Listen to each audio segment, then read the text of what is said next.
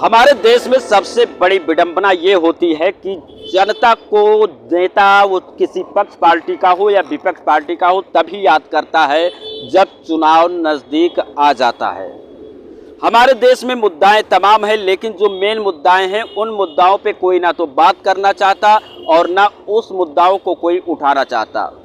ये एक तरफ बड़े बड़े दावे किए जाते हैं कि अपराध और भ्रष्टाचार मुक्त हमारा देश हो चुका है, लेकिन कहीं ना कहीं से आए दिन सुर्खियों में और तस्वीरों में भ्रष्टाचार भी देखने को मिल जाता है और अपराध भी देखने को मिल जाता है।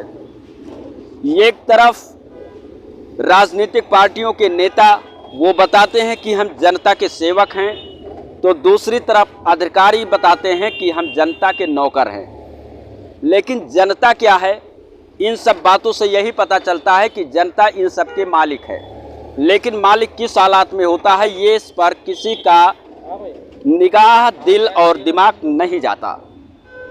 आपको बता दें कि अभी एक महीने के अंदर कई आपराधिक घटनाएं देखने को मिली, वो चाहे अयोध्या में महिला कांस्टेबल के साथ छेड़छाड़ का मामला हो या फिर अंबेडकर नगर में लड़की का दुपट्टा खींचने से लड़की की मौत हो गई वो मामला हो, या फिर ऐसे तमाम जो है मामले निकलकर सामने आ जाते हैं। लेकिन अब चुनाव नज़दीक आ रहा है, राजनीतिक पार्टियां के जितने भी नेता हैं वो नई नई मुद्दाएं लेकर के सामने आते हैं।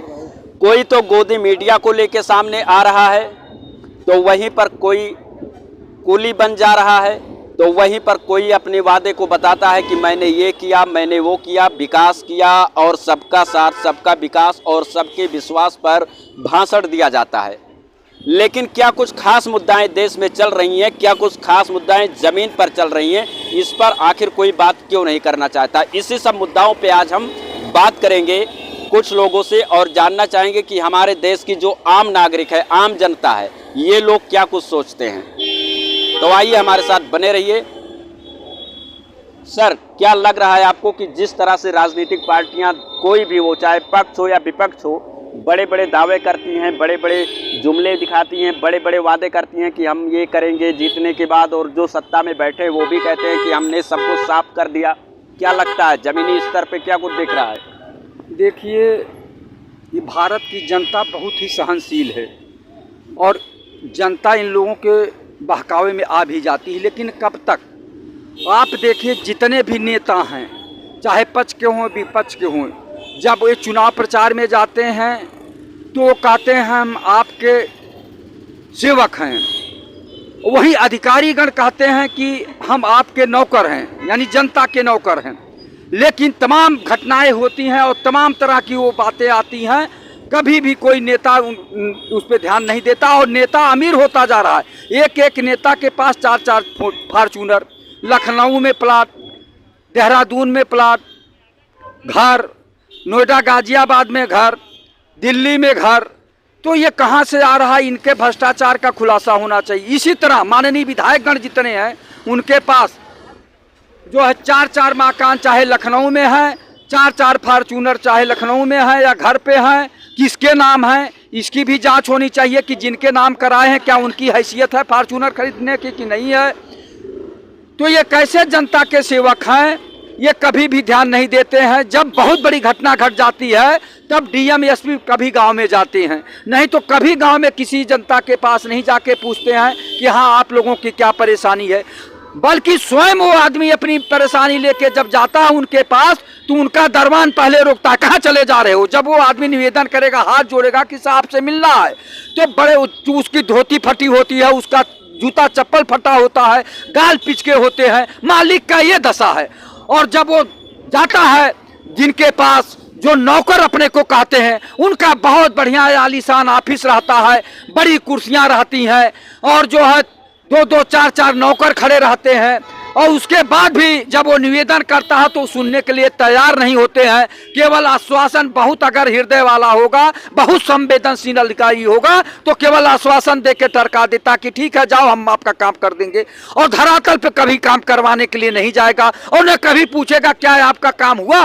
वो 10 बार जाएगा जो मालिक बना हुआ है, जिसको कहते हैं जनता, जनता 10 बार जाएगी तो उसको टरका कैसे भेजा जाएगा, और जब दोबारा जाएगा, तिबारा जाएगा तो कहेंगे अभी आपका काम नहीं हुआ, ठीक है आप काम हो जाएगा, आप जाइए घर, आश्वस्त होके जाइए, काम हो जाएगा। काम एकदम धरातल पे नहीं होता है। न तहसील से कोई लेखपाल जाएगा, न कानून गो जाएगा, न राजस्व निरीक्षक जाएगा, न नायब तहसीलदार जाएंगे, केवल वहीं से ऊपर से आश्वासन देते हैं। तो कैसे नौकर हैं वो, या कैसे ये जनसेवक हैं या सेवक हैं जो लोग अपने को कहते हैं? गरीब जनता जिनको आप मालिक कहते हैं, सबसे बड़ी बात है गरीब जनता के पास 1000 से ऊपर लाख तक पहुंचा है बड़े मुश्किल से, और ये लोग करोड़पति कैसे हो गए? जो जनसेवक हैं वो कैसे कई सौ करोड़ रुपए के मालिक हो जा रहे हैं, और जो जनता के नौकर हैं उनकी संपत्ति कैसे कई करोड़ की हो जा रही, 5 करोड़ कोई है, कोई 10 करोड़ है, उनका जो है तमाम जो है कृषि फार्म बन जा रहे हैं, कि उनका बच्चा लंदन में पढ़ा, अमेरिका में पढ़ रहा है, और यहाँ भी कोठी, लखनऊ गोमती नगर जैसे इलाकों में सबके पास कोठी, नोएडा गाजियाबाद में सबके पास कोठी, देहरादून में कोठी घर। तो ये कहाँ से आ रहा है? इसकी क्यों नहीं जांच होनी चाहिए? जबकि यहाँ के माननीय मुख्यमंत्री जी बहुत ईमानदार हैं। देश के प्रधानमंत्री मंचों से बार बार कहे कि मैं आऊंगा तो देश से भ्रष्टाचार समाप्त करूंगा। आप आए 10 साल बीतने वाला है, आप कितना भ्रष्टाचार समाप्त किए ये भी बताने के लिए नहीं तैयार है। आप अपने एमपीओ का संपत्ति के जांच नहीं करा रहे हैं कि वो अपने एमपी निधि का कहाँ प्रयोग किए, किसके स्कूल में दिए, क्या क्या बनवाए, इसकी जांच आज तक नहीं हो पाई। एमएलए का उत्तर प्रदेश के माननीय मुख्यमंत्री जी चाहे पक्ष के हो चाहे विपक्ष के, 20 साल के उनके जो है एमएलए कार्यकाल का निधि का जांच करा दिया जाए तो दूध का दूध और पानी का पानी हो जाएगा। इनके भ्रष्टाचार का खुलासा हो जाएगा कि ये लोग 4-4, 6-6 फॉर्च्यूनर कहां से लिए हैं, कहां से लग्जरी गाड़ियां लिए हैं, किसके धन का लूट मचाए हैं। एमपी है जितने वो किसके धन का लूट मचाए हैं। जो जनता का विकास का निधि है उसको ये लोग डकार गए हैं। जनता को बोलने का केवल जो है अधिकार मिला है, वो भी जनता सड़क पर बोलती है, सदन में बोलने के तो उनको अधिकार भी नहीं है। जनता तो यहाँ ऐसे लोग भी कहते हैं कि अगर कोई आवाज उठाना चाहे, अगर वो तेज आवाज में बात कर दे, अगर वो कड़वा सवाल कर दे तो उसके ऊपर केस हो जाता है, उसके अगर छापेमारी करवा दी जाती है, एक आम आदमी के ऊपर ऐसा जो है इल्जाम लग जाता है। हाँ, एकदम सरकार बड़ी निरंकुश हो गई है। सरकार बहुत ही निरंकुश हो गई, निष्ठुर हो गई है। जनता के ऊपर अपने फैसले लाद रही है, जनता के दुख दर्द को सुन नहीं रही है। ये सरकारों का संवेदनहीनता है। पहले की सरकारों में थोड़ा बहुत तो, जब देश आजाद हुआ था तो नेताओं का संवेदनशील होना बहुत जरूरी था, और थे भी कुछ नेता जो संवेदनशीलता के साथ जनता की आवाज को सुनते थे, और कुछ नैतिक ईमानदार भी थे। वो गरीबी, बेबसी, लाचारी से निकल के आए थे। वो सदन में वो बात कहते थे। कोई कहता था, मैंने सुना है कि संसद में एक गाजीपुर के नेताजी बोले थे, उस समय पंडित जवाहरलाल नेहरू जी के सामने, देश के प्रधानमंत्री थे, वो कहे थे कि माननीय प्रधानमंत्री जी, मेरे यहाँ वो दशा है पानी पीने की कि जहाँ सुअर लोढ़ती है उसी तालाब से, उसी गड्ढे से आम जनता पानी पीती है। इतनी बेबसी है, इतनी लाचारी है, वहाँ पानी की सुविधा दीजिए। वो बात आज कोई कहने के लिए, सारे नेता अपने काम की बात करते हैं, सदन में चुप्पी साधे रहते हैं, माननीय मुख्यमंत्री जी के सामने अपने क्षेत्र की समस्याओं को नहीं कहते हैं। केवल अपना हित साधने के लिए, अपने बच्चे के टिकट के लिए, अपने बच्चे को चेयरमैन बनाने के लिए, अपने पत्नी को महिला आयोग का सदस्य या अध्यक्ष बनाने के लिए इसमें लगे रहते हैं। जनता की समस्याओं को कोई उठा नहीं रहा। और सबसे बड़ा, इस देश में भ्रष्टाचार भारत के लिए, इंडिया के लिए अभिशाप है। इसको जब तक नहीं समाप्त करेंगे तब तक भारत देश का या उत्तर प्रदेश का विकास असंभव है। क्या आपको लगता है कि कोई ऐसी पार्टी है जो दूध की धुली हो, कि जो भ्रष्टाचार में लिप्त ना हुई हो और आने वाले समय में नहीं होगी?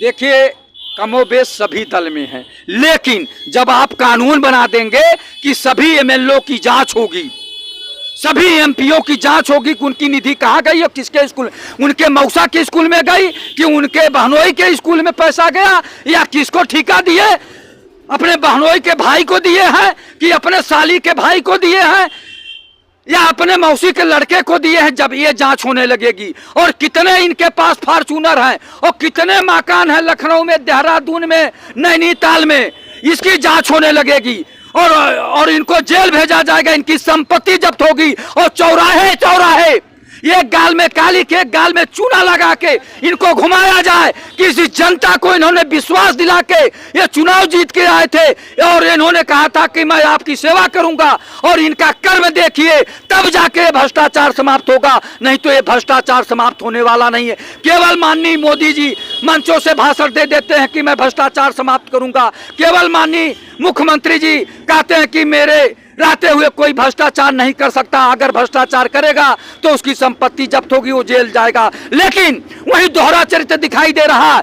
महाराष्ट्र में माननीय प्रधानमंत्री जी अजीत पवार जी के ऊपर आरोप लगाए और उनके तमाम साथियों को ऊपर आरोप लगाए, एमएलए के ऊपर। इसी तरह पश्चिम बंगाल में शुभेंदु अधिकारी जो ममता बनर्जी जी के पार्टी के थे, तमाम पता नहीं स्कैंडल दिखाए, और इसी तरह से मध्य प्रदेश में और यही यूपी में भी लगाए। लेकिन आज तक किसी भी नेता के ने संपत्ति जब्त हुई, न ही उन्हें जेल जाना पड़ा, न जेल भेजे। 9 साल का समय बीत गया मानवर, लेकिन इन लोगों के आंख नहीं खुल रही है, न कान में हम लोगों की आवाज जा रही है। और देश के प्रधानमंत्री जी से मैं पूछना चाहूंगा कि आप जब भ्रष्टाचारियों के जेल भेजने की बात करते थे, उनकी संपत्ति जब्त करने की बात करते थे, तो भारत की जनता विश्वास करती थी आप पर। लेकिन आपने अजीत पवार को अपने दल में सहयोगी के तौर पर मिलाकर उन्हें उप मुख्यमंत्री पद से नवाज दिए, तो कैसे आप देश का भ्रष्टाचार समाप्त करेंगे? ये जनता जो है देख रही है सब कि आपके कारनामे क्या है। कथनी करनी में जमीन और आसमान का फर्क है। कैसे आप देश का भ्रष्टाचार समाप्त करेंगे जब भ्रष्टाचारियों के अपने गले लगाएंगे? तो ये दोहरा चरित्र नहीं चलेगा। आप तो भ्रष्टाचारियों के सरदार निकले, ये दिखाई दे रहा है। हम लोग जानते थे आप पे विश्वास नहीं, अटूट विश्वास किए, बहुमत की ही नहीं प्रचंड बहुमत की सरकार बनवाए कि यहां से देश से भ्रष्टाचार समाप्त होगा और भारत पुनः सोने की चिड़िया का देश होगा। लेकिन कहां हो पा रहा है? आपने कहा था कि विदेशों में काला धन वापस लाऊंगा, आज तक 9 साल हो गए, आप वो काला धन लाए कि नहीं लाए जनता को बताने का भी जो कष्ट नहीं कर रहे हैं। तो ये जनता देख रही है, जनता त्राही त्राही कर रही, जनता परेशान है। न किसानों की बात करते हैं, न बेरोजगारों की बात करते हैं, न भ्रष्टाचार पे आप बात करते हैं, केवल बात मुंह से करते हैं। आपने कहा था कि मेरी सरकार आएगी तो 2 करोड़ लोगों को प्रतिवर्ष रोजगार दूंगा, आज तक आपने नहीं दिया। आपने कहा था कि देश से भ्रष्टाचार समाप्त करूंगा, आज तक आपने किसी भ्रष्टाचारी को न जेल भेजा न ही उनकी संपत्ति जब्त किया। जो बड़े बड़े लोगों के ऊपर लगाए थे, ये कह रहा हूं, बल्कि आपने तमाम लोगों को देश से लुटवा कर भेजने का काम किया। आप ये बताइए कि नीरव मोदी, मेहुल चोकसी, विजय माल्या आपके शासन में गए हैं। आप कहते थे ना कि बॉर्डर हमारा है, सैनिक हमारे हैं, तो कैसे घुसपैठिए घुसाते हैं? और जब बॉर्डर आपका है, सैनिक आपके हैं, हवाई अड्डे आपके हैं, तो कैसे ये लोग उड़ान भर दिए और विदेश चले गए और आप वहां से यहाँ लाभ ही नहीं पा रहे हैं? आप कहते थे, अन्य सरकारों में आरोप लगाते थे, ये लोग लाना नहीं चाहते, केवल बोलते हैं। आप क्या कर रहे हैं? आपके ऊपर भी जनता की निगाह है, पैनी नजर है कि हमारे देश के प्रधानमंत्री जी जो कहते हैं वो करते हैं। जनता ने अटूट विश्वास किया था, आपने जनता के विश्वास को धोखा दिया है, छला है जनता को, निरीह जनता, भोली भाली जनता को। जो भारत की जनता बहुत भोली भाली है, यहाँ तक भोली भाली है कि कितनी भी आफत विपत आ जाए, कुछ न रहे तो नमक रोटी खा लेती है, प्याज और नमक मिला के खा लेती है रोटी से, और वो भी नहीं रहता तो 2-2, 3-3 दिन तक भूखे रह के पानी पी के सोने की क्षमता रखती भारत की जनता। लैया चना खा के 2 दिन रह लेती है पानी पी के, वो इतना सहनशील। ये बात है कि यहाँ भारत की जनता जो है पानी पी करके जीवित रह जाती है, लेकिन यहाँ पर जो लोग वादा करते हैं कि हम जनता के सेवक हैं, जो लोग कहते हैं हम जनता के नौकर हैं, वो कहीं ना कहीं से जनता को जिस तरह से सुविधा देना चाहिए वो सुविधा देते नहीं। और लोग से हम बात करते हैं। सर, जिस तरीके से जो है पार्टियां जब चुनाव नज़दीक आ जाती हैं तो जनता को बताते हैं कि हम जनसेवक हैं, कोई कहता है कि हम जनता के लिए सब कुछ करेंगे, जनता के पैर को कोई छूता है तो कोई जनता को गले लगाता है। अभी फिलहाल के लिए देखिए राहुल गांधी जी कुल्ली के बीच में पहुंच गए, लेकिन जो खास मुद्दाएं हमारे देश की, इस मुद्दाओं पे बात आखिर नेता लोग क्यों नहीं करते हैं? क्या कुछ खास कारण है? ना करप्शन पर बात होती है, ना महंगाई पे बात होती है, ना शिक्षा पे बात होती है, गड्ढा मुक्त सड़क की ना बात होती है। आखिर ये सब बातें क्यों नहीं की जाती है? क्यों गोदी मीडिया पे बात होती है? क्यों सनातन पे बात होती है? क्यों अन्य मुद्दाओं पे बात होती है, लेकिन जो हकीकत जमीनी स्तर से जुड़ा हुआ मुद्दा है उस पे नेता क्यों नहीं बात करते? देखिए, आपने मुद्दा तो सैकड़ों गिना डाला, लेकिन 2-3 आपके मुद्दे काबिले गौर हैं जिस पे आज समय की पुकार है, और उस तीनों इशूज पर आप डिबेट कर रहे हैं। इसके लिए मैं आपको साधुवाद देता हूं और बधाई देता हूं कि ईश्वर आपकी जज्बा को आपके साथ सलामत रखे, कि आप जो है निरंतर अपने संघर्ष से, अपने तप से, अपने समर्पण से हमारी दबी कुची जो जनता है उसका आप आवाज़ आप साहित्य के माध्यम से, दर्पण से देश के कोने कोने में बिखेरने का काम करें। रह गया सवाल, अभी एक हमारे बड़े भाई वक्ता है लालजीत यादव ने कहा कि साहब भ्रष्टाचार, सुनने में बड़ा हमको ये शब्द, हमको कुछ ऐसी चीज़ें नज़र आने लगती है कि तुलसीदास ने एक चौपाई लिखा कि जाकी रही भावना जैसी, आप हरि मूरत देखी तीन तैसी। भ्रष्टाचार समाज का अभिशाप है, ये निसंकोच मैं कह दूं, लेकिन भ्रष्टाचार इस समाज का सिंदूर भी है। बगैर भ्रष्टाचार, अगर भ्रष्टाचार नहीं रहेगा तो आप जानते हैं देश और समाज प्रलय के तरफ अग्रसर हो जाएगा, देश नंगा भूखा हो जाएगा। भ्रष्टाचार माने वस्त्र, ये वस्त्र है। आज जब हमारा नंगा बदन वस्त्र में अगर लबरेज होता है तो समाज में शोभामान और विद्यामान और प्रभावमान जो है ये तमाम तस्वीरें आती हैं। अगर ये बॉडी नंगा हो जाएगी तो ये नहीं अच्छा लगेगा। अब आपका ये मत सोच लीजिएगा कि मैं भ्रष्टाचार का समर्थन करने जा रहा हूं, मैं भ्रष्टाचार की व्याख्या कर रहा हूं। अब रह गया सवाल कि एक ने कहा कि साहब भ्रष्टाचार ये बड़ा खराब बुरी बात है, हम भी मानते हैं भ्रष्टाचार नहीं होना चाहिए, लेकिन भ्रष्टाचार का शक्ल क्या है, भ्रष्टाचार का आकार का क्या है, भ्रष्टाचार को कौन लोग करने वाले हैं, अब भ्रष्टाचार की कौन योजना बनाने वाले हैं। तो अगर योजना को हम देख लेते हैं तो सामूहिक प्रयास भ्रष्टाचार में, अगर हम योजना को क्रियान्वयन के रूप में देखते हैं तो सामूहिक प्रयास पूरे समाज में, अगर हम भ्रष्टाचार को संवैधानिक पैरे में देखते हैं तो पूरा संविधान की पैरा उससे लबरेज रहती है। तो जब पूरी पैरे लबरेज है, यानी ये जो भ्रष्टाचार जो है ये समाज का सिंदूर है, आधुनिक भारत का, न्यू इंडिया का। ये बैगर सिंदूर का कितना ही सुंदर लड़की हो और उसकी ललाट में सिंदूर न हो तो वो कभी कदाप अच्छी नहीं लग सकती। मतलब आपका कहने का है कि अगर जो व्यक्ति का ये वस्त्र है भ्रष्टाचार, इसका मतलब हर एक व्यक्ति कहीं ना कहीं से भ्रष्टाचार में लिप्त है। अब इसका मतलब आप निकालिए, मैं तो व्याख्या कर रहा हूं साहब, हम तो भ्रष्टाचार की व्याख्या कर रहा हूं। अब चूंकि समझने की बात है कि भ्रष्टाचार, हम अपने तरीके से भ्रष्टाचार का रूप देखते हैं। एक एक एक एक स्त्री जा रही है, वो मेरे सामने आ गई तो वो मेरी मां के रूप में आ गई, वही स्त्री मेरे बहन के रूप में आ गई, वही स्त्री मेरी बेटी के रूप में आ गई, और वही स्त्री मेरे बुआ के रूप में आ गई, यानी 4 रूप उसमें विद्यमान है। तो कहने का मेरा मतलब कि भ्रष्टाचार खत्म होना चाहिए, भ्रष्टाचार लाजमी है, ये खत्म होना चाहिए, समाज की अनिवार्यता है, भ्रष्टाचार खत्म होना चाहिए। लेकिन भ्रष्टाचार खत्म करेगा कौन? कौन ऐसा व्यक्ति है जो भ्रष्टाचार को खत्म करके और पूरे समाज का वस्त्र को उतार करके आज सड़क पर नंगा खड़ा कर देगा? ऐसा तो कोई है नहीं।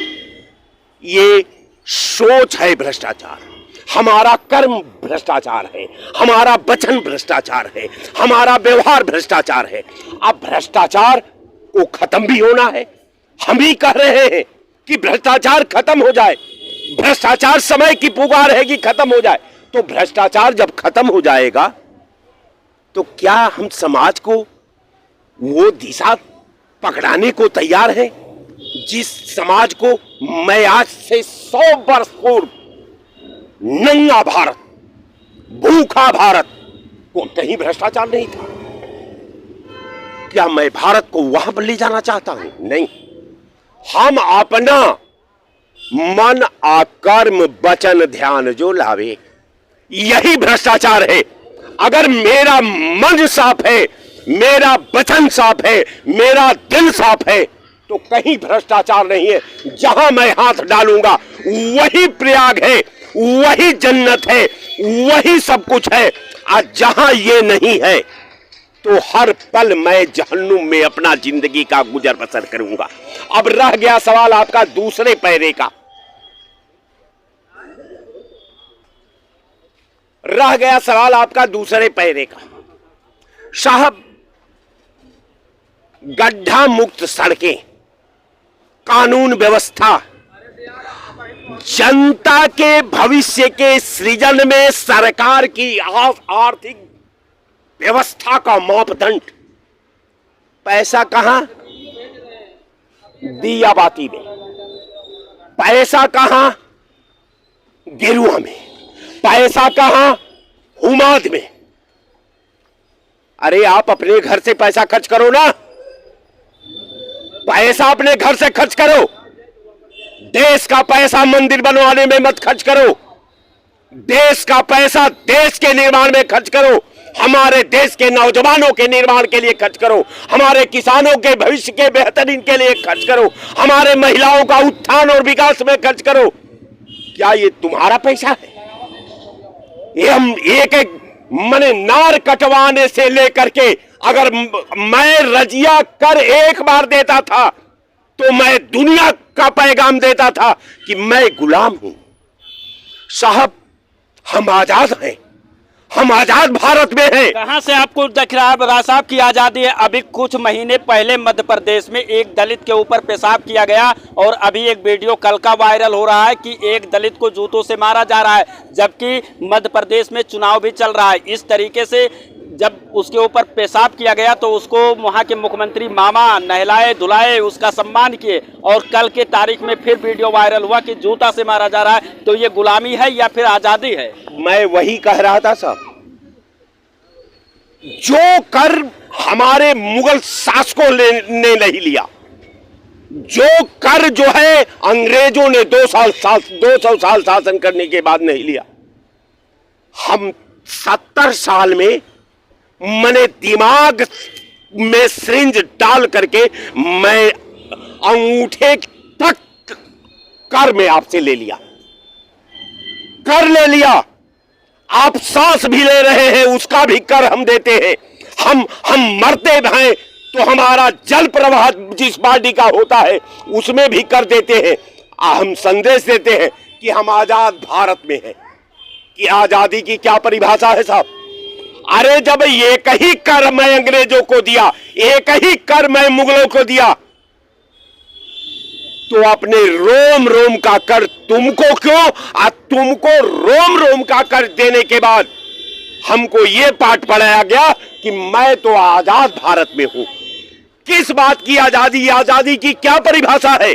यही आजादी आपकी है कि मरने के बाद हम हमारे लाश से भी कर लोगे, मरने जीने के बाद हॉस्पिटल से भी कर लोगे, नार कटवाने के बाद, पैदा होने के बाद तुम नार कटवाने में भी कर लोगे। यही हमारी आजादी है, यही भारत की आजादी की परिभाषा है, यही आजादी आप देश को पढ़ाना चाहते हैं?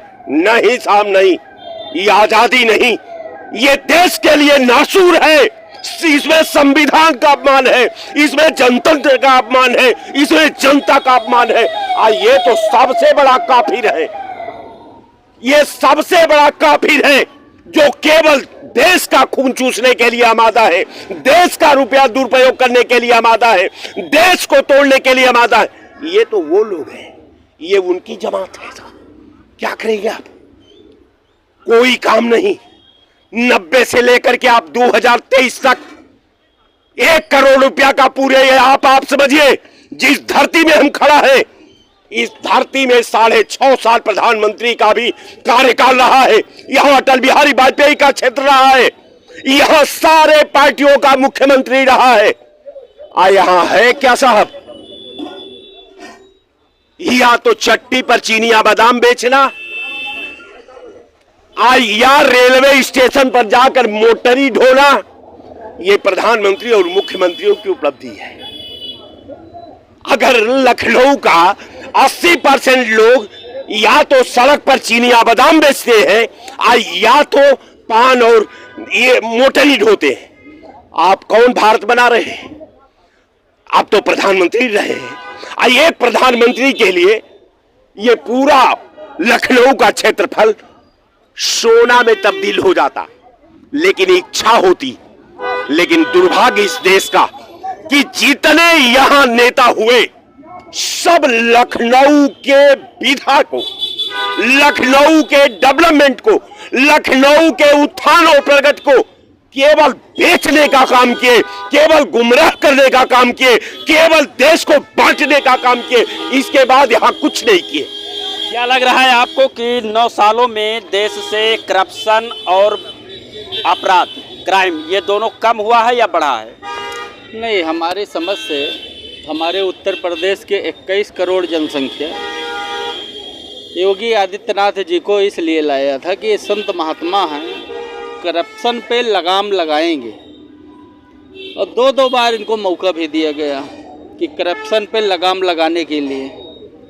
लेकिन बड़े दुख की बात है कि पहले जो मुख्यमंत्री बना करते थे वो प्रतिनिधि से जानते थे कि आपके क्षेत्र में क्या हो रहा, जनता के सामने क्या क्या चीज़ों की समस्याएं हैं, सभा करते थे, बैठक करते थे, सुनते थे।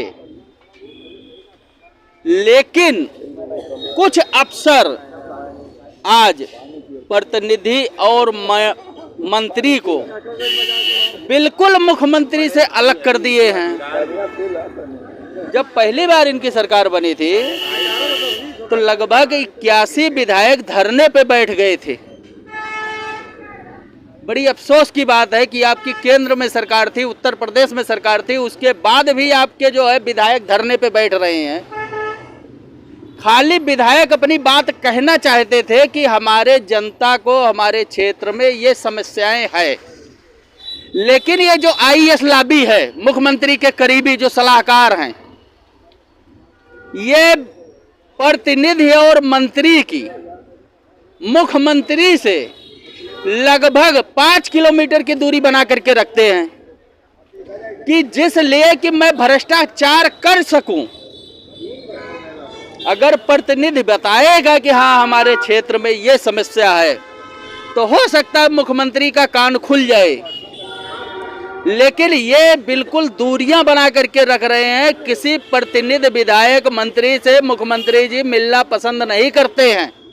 आज हमारे जो है 21 करोड़ जनता भ्रष्टाचार के इनके जो कार्यशैली अधिकारी कर रहे हैं उसमें जो है बिल्कुल प्रेरित होकर के परेशान हो रही है जनता कि कोई विकास नहीं हो रहा है, न गड्ढा मुक्त हो रहा है।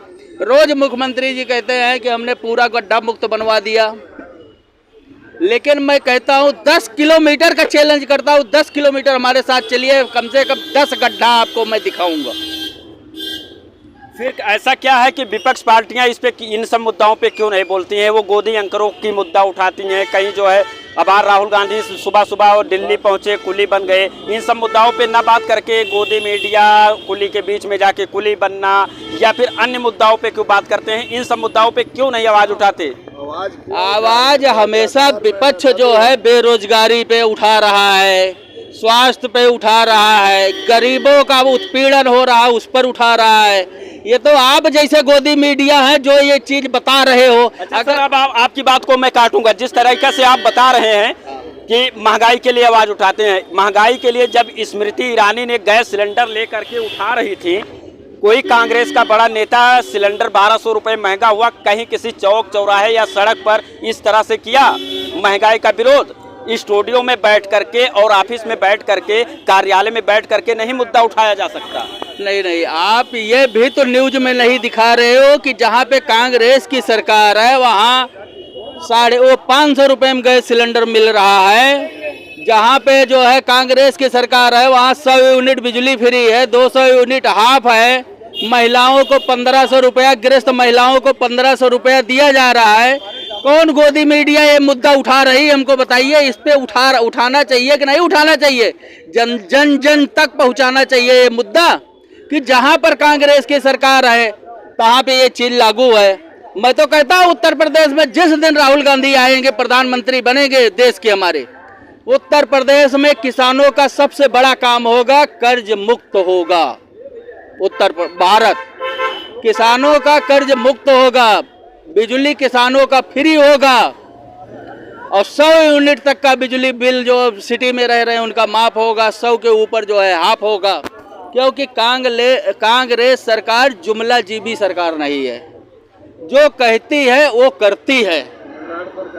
और ये सरकार जो है, आज मैं जानता था कि हमारे यहाँ मुख्यमंत्री ईमानदार हैं, लेकिन मुख्यमंत्री को जो अपने सटे हुए आईएएस हैं वो ईमानदारी से काम नहीं करने दे रहे हैं।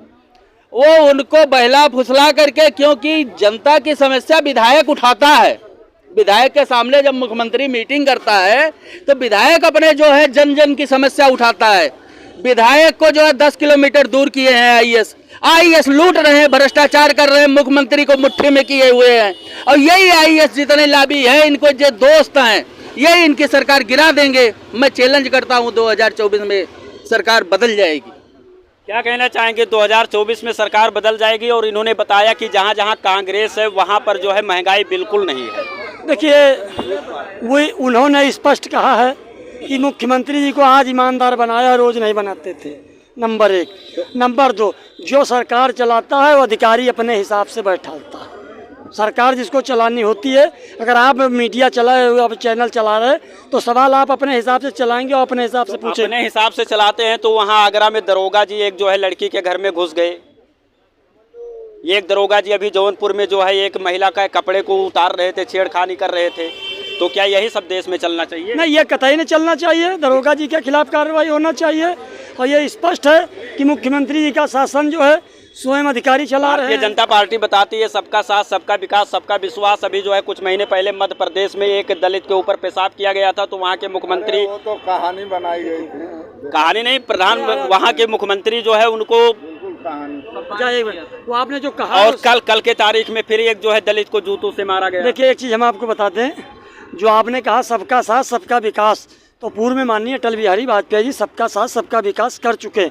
इसलिए कर चुके, सऊदीया की जो रास्ता खुलाई हुई है अटल बिहारी वाजपेयी की प्रधानमंत्री सड़क योजना जो गांव-गांव बन रही है, वो जो है अटल बिहारी वाजपेयी की देन। 100 रुपये पर जो 2 रुपया क्रेडिट कार्ड ब्याज पर रहा, अटल बिहारी वाजपेयी की देन। बहुत से सराहना काम अटल बिहारी वाजपेयी जी के किए गए। आज अटल बिहारी वाजपेयी नहीं है, उनकी योजनाएं चल रही हैं, वो अलग की बात है। लेकिन आज जो मौजूदा हैं उनके लिए क्या आप जो है जनता के लिए क्या कुछ कर रहे हैं? जैसे अभी इन्होंने बताया कि राहुल गांधी आएंगे तो यहाँ से एकदम जड़ से महंगाई खत्म हो जाएगी। राहुल गांधी आ रहे हैं भाई, राहुल गांधी आएंगे कहाँ आएंगे? आप भ्रष्टाचार की बात कर रहे हो ना। यहीं लखनऊ का रिवर फंड घोटाला था, 700 करोड़ में पूरा था। उस समय सरकार किसकी थी? अखिलेश यादव की थी, शिवपाल यादव मंत्री थे, ठीक है। वो लास्ट होते होते 4000 करोड़ गई। अभी उस 6 साल से सारे अधिकारी बंद थे, चीफ इंजीनियर जो थे। अब जो है सुप्रीम कोर्ट बेल दे दिया। सरकार करे तो क्या करे? भ्रष्टाचार कैसे खत्म होगा? भ्रष्टाचारी तो विपक्ष बने हैं, कहाँ से खत्म होगा बताओ? मेरी बात को सुन लीजिए। जितिन प्रसाद की कोई बाप की कुर्बानी नहीं भारतीय जनता पार्टी में है, समझू। वो केवल आए बहती गंगा में हाथ धोई है। अगर यही पीडब्ल्यूडी विभाग किसी दूसरे मिनिस्टर के पास होता तो गड्ढों की मुफ्त नहीं होती। और सही बात है कि ये नहीं पता लगा थे सड़क में गड्ढा की गड्ढे में सड़क। जितिन प्रसाद भ्रष्टाचार विपक्ष पार्टी कर रही है, जैसा इनका कहने का मतलब है। क्या लगता है आपको कि आपने जैसा कहा कि जो है सुप्रीम कोर्ट ने जो है उनको बेल दे देती है। हम कह रहे हैं जिसकी वर्तमान में सरकार है उसकी जांच क्यों नहीं अच्छे से हुई कि सुप्रीम कोर्ट ने बेल दे दिया, क्यों नहीं उसको सजा दे दी। जांच तो सरकार को करना है, सरकार के लोगों को करना है। मैं आज आपको बता दूं कि 4 से आज का हमारा मुद्दा है महाराज जी केवल ये कि 9 सालों में करप्शन और क्राइम घटा है या फिर बढ़ा मैं है? उसी पर बात करना चाह रहा हूँ। 4 से 5 IAS ब्यूरोक्रेट्स IPS मिल करके हैं, जो चाहे मायावती जी की सरकार हो तो भी मुख्यमंत्री के नज़दीक रहते हैं, वही फिर जब अखिलेश की सरकार आती तब भी वो मुख्यमंत्री के नज़दीक रहते हैं, जब भाजपा आती है तो भाजपा के मुख्यमंत्री के भी नज़दीक वही रहते हैं। उनमें ऐसी कौन सी क्वालिटी है कि जो भ्रष्ट सरकारें हैं तथाकथित, जिनको आज एक दूसरे लोग भ्रष्ट बता रहे हैं, उन्हीं के अधिकारियों को अपने साथ क्यों रखते हैं, मुख्यमंत्री सलाहकार क्यों रखते हैं? ये सोचने की बात है, क्योंकि मुख्यमंत्री के साथ रहने वाले लोग जो है भ्रष्टाचार करते आ रहे हैं और वो भ्रष्टाचार की जड़ें जानते हैं कहाँ से शुरू होनी है और कैसे भ्रष्टाचार करना है। इसीलिए वो लोग मुख्यमंत्री के सचिवालय में बने ही रहते हैं, बुला लिए जाते हैं कि इन्हीं से मैं पैसा कमाना है। भ्रष्टाचार की बात मैं करना चाहता हूँ। उत्तर प्रदेश आवास विकास परिषद में गाजीपुर से लेकर के गाजियाबाद तक 200 करोड़ रुपए का घोटाला हुआ। जगत नारायण शुक्ला, उनकी पत्नी, उनकी बेटी और उनके दामाद, 4 लोगों ने मिलकर के, बताया जाता है उसके 4 नामों से हुआ। 17,50,000 का एक, 17,40,000 का एक ड्राफ्ट है और 1 लाख के 4 ड्राफ्ट हैं, जिस पर यहाँ से लेके वहाँ तक घोटाले किए गए। जहाँ पर EOW ने जांच करी, विजिलेंस ने जांच करी, मुकदमा चलाने का वो परमिशन मांगा। ये विभाग माननीय मुख्यमंत्री जी के हाथ में स्वयं है। लखनऊ विकास प्राधिकरण जितने भी हैं और आवास विकास, ये माननीय मुख्यमंत्री जी के हैंड में है। माननीय मुख्यमंत्री जी उसका संज्ञान क्यों नहीं लेते, उस पर कार्यवाही क्यों नहीं करते, उसमें घोटालेबाज 69 लोगों को क्यों नहीं जेल भेजते हैं? क्या करते हैं साहब? कहते हैं आप एक फर्जी सा वो किसी नाम से बेनामी शिकायत कर दो, हम आवास आयुक्त अजय चौहान को हटा देते हैं। अजय चौहान को हटा दिया जाता है, रणवीर प्रसाद जी आ जाते हैं। रणवीर प्रसाद जी क्या करते हैं, वो सीधा जो घोटाले का मास्टरमाइंड डॉक्टर अनिल कुमार हैं, उनको गोरखपुर का वो बना देते हैं, जोनल आयुक्त बना देते हैं। गोरखपुर का जोनल आयुक्त गोरखपुर बाबा का ही मंडल है, बाबा वहीं से ही मुख्यमंत्री हैं। इस पर संज्ञान नहीं लेते, क्यों नहीं लेते? यानी भ्रष्टाचार करना है। दूसरी बात, जो अन्य मुख्यमंत्रियों के बदले ये लेते आ रहे हैं, वैसे भ्रष्टाचारियों को क्यों नहीं हटाते? बुक्कल नवाब साहब के खिलाफ कहा गया कि रिवर फ्रंट घोटाले में उनकी जमीन का जबरदस्ती कर दिया गया और उनके खिलाफ कार्रवाई शुरू करी। आज बुक्कल नवाब जब बीजेपी ज्वाइन कर लेते हैं तो किस प्रकार से धुल दिया जाते हैं, उनको पदाधिकारी बना दिया जाता है। तो या तो ये सरकार भ्रष्ट है, इस सरकार में नौकरी करने वाले भ्रष्ट हैं, सरकार में मंत्री और विधायक भ्रष्ट हैं। और मैं बता दूं, भारत में जितने भी नेता हैं, कार्यकर्ता हैं, जितने भी यहाँ पर अधिकारी कर्मचारी सरकारी हैं, जनता जितनी है 99.99% भ्रष्ट है। स्वयं में भ्रष्टाचार की लड़ाई आप कहाँ से लड़ोगे? क्या लगता है कि 9 सालों में भारतीय जनता पार्टी करप्शन और क्राइम को लेकर के एक्टिव हुई है, कम हुआ है या फिर बढ़ोतरी हुआ है? ये देश और प्रदेश में 50-50 की सरकार है, 50 तुम लो 50 हमें दो। भ्रष्टाचार व्यापक ही नहीं, बहुत ज़्यादा व्यापक है। उसका सीधा साधा नमूना देख लीजिए, कई सड़कें बनने के बाद, कई पुल बनने के बाद टूट फूट जा रहे हैं। भ्रष्टाचार तो व्यापक है। और जो इनके वायदे होते हैं 9 साल से, वो दिल्ली की सरकार को देख लो, जो शुरुआत में नारे दिए थे इतना देंगे वो करेंगे, अब सब कुछ पता है, बार बार बोलने से कोई फायदा नहीं। और उत्तर प्रदेश की सरकार भी जो बोलती है, ये देखिए वायदे करती, वायदे नहीं निभाती, मगर जहाँ इनका फ़ायदा होता जैसे ये आवासीय योजना है, उसको बनाएंगे, उसमें 50-50 का सीधा खेला है। तो इस तरीके से जहाँ निर्माण कार्य होने हैं वहाँ तो ये भ्रष्टाचार व्यापक फैलाते हैं और कमाते हैं। इनको कोई लेना देना नहीं, महंगाई से, शिक्षा से, स्वास्थ्य से, रोजगार से। 2024 का जो चुनाव आने वाला है, इस चुनाव में मुद्दा क्या होना चाहिए? सनातन को लेकर के होना चाहिए या फिर गोदी एंकरों को लेकर के होना चाहिए या फिर जो जमीनी हकीकत है जिस तरह से देश की जनता उस पे होना चाहिए? ये होना चाहिए। दरअसल होता क्या है, भाजपा सिर्फ और सिर्फ जातियों पर, सनातन पर, हिंदू मुस्लिम पर चुनाव लड़ेगी। मगर जो नया गठबंधन है, सोनिया गांधी और गठबंधन, कांग्रेस और गठबंधन जो है, वो सारी चीज़ें जो हमारी ज़रूरतों की हैं, शिक्षा, रोजगार, स्वास्थ्य, सुरक्षा, नौकरियां, महंगाई, उस पर बात करके आएगी।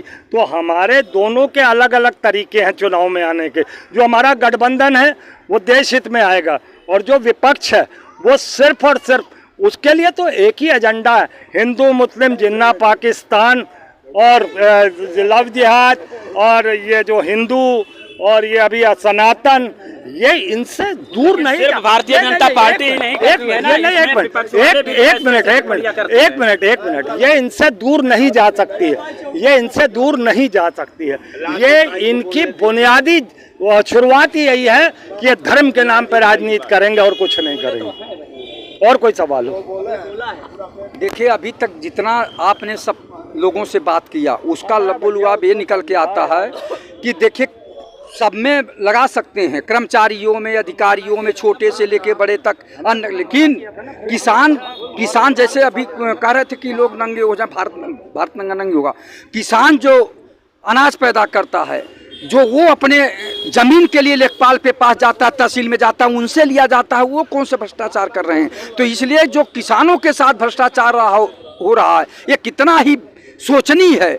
आप बताइए कितनी संवेदनहीनता है कि किस तरह से किसान अपने किसानी करके गेहूं चावल बेच के जो है किस तरह से अपना जीवन यापन कर रहा है। तो इस पे तो आपने घुमा दिया, हमारे से माइक हटा लिया, पूरा हमारा वर्जन लिए नहीं, आप तुरंत हटा दिए, उधर लगा दिए। सच्चाई पूरी जाननी चाहिए, उसके बाद हटाना चाहिए।